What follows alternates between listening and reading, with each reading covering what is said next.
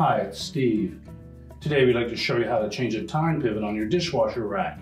It's a really easy job. Let me show you how we do it. Now to do this repair, we will need to remove all the items on the upper dish rack. So we'll open up the dishwasher, pull it out to access everything, and then remove all of the items. Now with the rack pulled out far enough to access the Tine pivot that you're going to replace, we'll first of all tilt that Tine down to a rest position.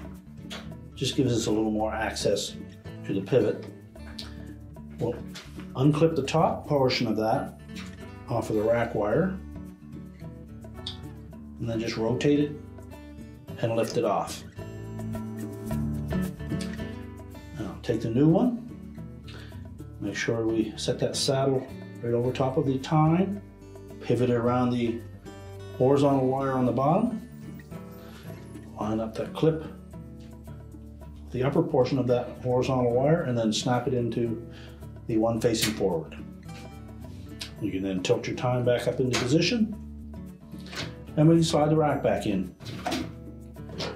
We now close the dishwasher up, and your repair is complete.